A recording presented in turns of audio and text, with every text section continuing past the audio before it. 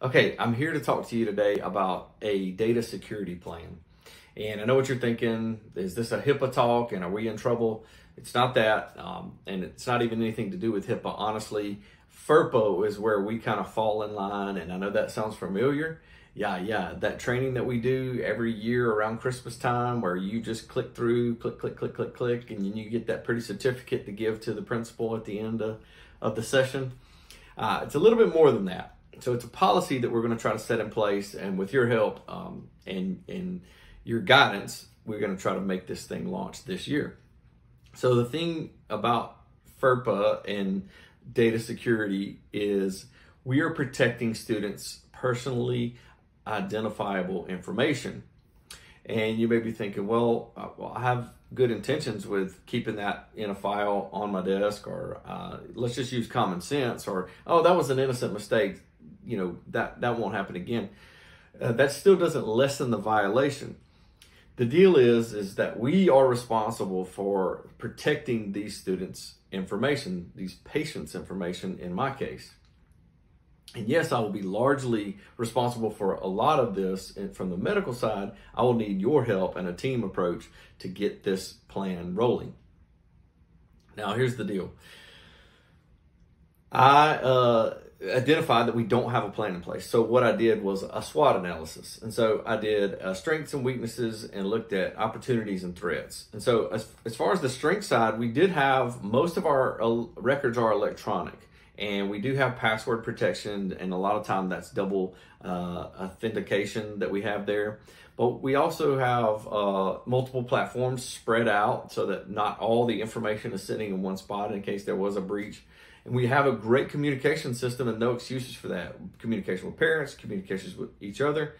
But on the weaknesses side, we do have some paper documents, and we need to kind of take care of those a little bit better.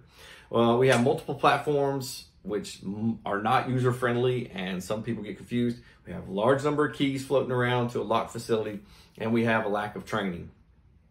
But opportunities, we have reduced. We can reduce our platforms and kind of consolidate some of those things. We can access the control by controlling the keys that we have there. We can increase our training, and I'll be glad to do that. We have a ton of free resources, and we have a great IT department out there that can help us with this process.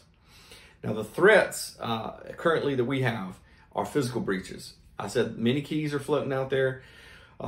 I try to keep my facility doors locked when I'm not there, but I have returned and the doors are unlocked. There are threats for cyber attacks, and there's always a threat for that, but we have a pretty good IT department to help with that. There's also human error. We talked about innocent mistakes. Sometimes somebody leaves something on my desk and I don't know, and I just don't file it away where it goes. And then lastly is this personal breaches. We communicate a lot on our cell phones, and my personal cell phone is used a lot for business. I try to use the platform that the school sets up, but it's inevitable somebody gets my number and they text me about so-and-so and so-and-so and so-and-so. And so we gotta watch out for that. And the goal here is to clearly define a policy, hone it with your help, and present this to our staff, all right, to all involved staff. So first is our plan is to limit our access. So we can cut down on the keys that we have out there, or since they're already out there, we can just log who comes in and out. We have the Raptor system for visitors, so they can scan their ID. Let's just put that in place. It's already there. Let's just use that Raptor system to limit our access, physical access. Also, locking, making sure there's signage up and the signage is seen and understood that we need to lock those facilities. Next is our digital security, changing our passwords, making stronger passwords, having more user-friendly software, and probably not necessarily changing that, but just changing the information as far as training people on that. And that comes to the next step is training. More FERPA training and data security specific training for this program, and I'll be glad to lead that. Next up is we need to have a breach response. Who's contacted, what information was possibly leaked, and what do we do to clean that up and to keep that from happening in the future. And so then we're going to take this all and review it yearly to see how we did, and if we need to make any changes, and we can put those into the policy at that. Some other thoughts that we can think about is we have great resources out there, and they're free. And I know that's probably what the biggest thought here is, what's the dollar amount on this? We have a ton of resources from FEMA and the local government, state and federal government grants for cybersecurity. But we have a great IT department that's dedicated to security and the platforms that we use, and we can definitely leverage their experience and call on them to help with our training.